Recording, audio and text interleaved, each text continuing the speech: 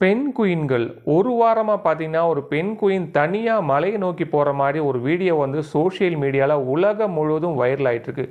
என்னடான்னு எடுத்து ஓப்பன் பண்ணி பார்த்தோம்னா அது இன்றைக்கோ நேற்றுக்கோ எடுக்கப்பட்ட வீடியோ கிடையாது. கிட்டத்தட்ட 18 வருஷத்துக்கு முன்னாடி 2007ஆம் ஆண்டு ஒரு விலங்கியல் ஆய்வாளரால் ஒரு ஃபிலிம் மேக்கரால் எடுக்கப்பட்ட அந்த வீடியோ.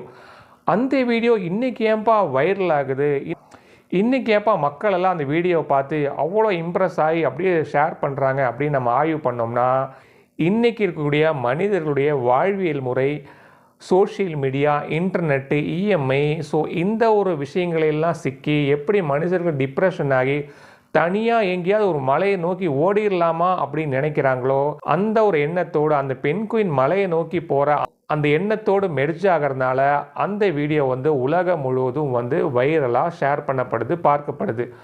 ஸோ என்னதான் இருந்தாலும் அந்த பெண் குயின் என்னதான் தனியாக மலையை நோக்கி போனாலும் அதோடைய வாழ்விடம் அப்படிங்கிறது வந்து கடலோர பகுதி தான்.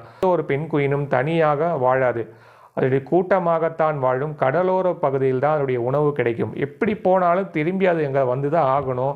ஸோ அதே மாதிரி மனிதர்கள் என்னதான் டிப்ரெஷன் இருந்தாலும் தனியாக மலையை நோக்கி ஓடிடலாம் அப்படின்னு நினச்சாலும் ஓரிரு நாட்களில் மறுபடியும் வந்தால் தான் தன்னுடைய குடும்பத்தோட தன்னுடைய வாழ்வியலோடு சேர்ந்து வாழ்ந்தால்தான் அந்த மனிதர்களுக்கும் நல்வாழ்வு கிடைக்கும்.